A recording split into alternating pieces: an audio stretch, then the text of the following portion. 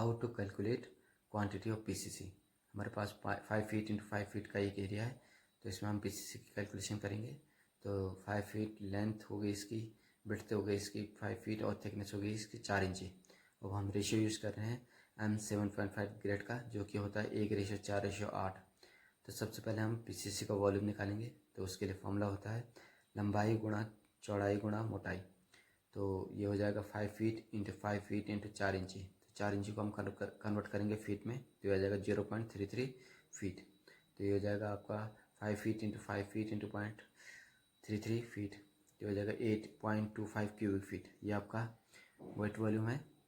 और इसके बाद हम इसको कन्वर्ट करेंगे वेट वॉल्यूम को ड्राई वॉल्यूम में। तो ये हो जाएगा 8.25 इंटू 1.52 से इसको मल्टीप्लाई कर देंगे ड्राई वॉल्यूम को कन्वर्ट करने के लिए, तो ये हो जाएगा 12.54 क्यूबिक फीट। अब इसके बाद हम सम ऑफ रेशियो निकालेंगे। तो सम ऑफ रेशियो हो जाएगा 1 + 4 + 8 = 13।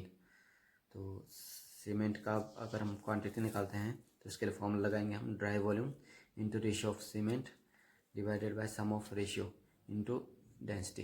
तो सीमेंट की जो डेंसिटी होती है क्यूबिक फीट में वो होती है 40.81 क्यूबिक फीट।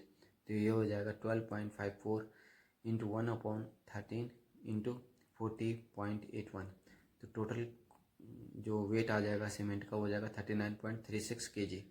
अब इसी तरह हम सैंड की क्वांटिटी निकालेंगे। तो सैंड की क्वांटिटी के लिए हम सबसे पहले इसका फॉर्मूला लगाएंगे dry volume into ratio of sand upon sum of ratio. तो ये जाएगा 12.54 इंटू 4/13, ये निकल के आ जाएगा 8.8584 क्यूबिक फीट।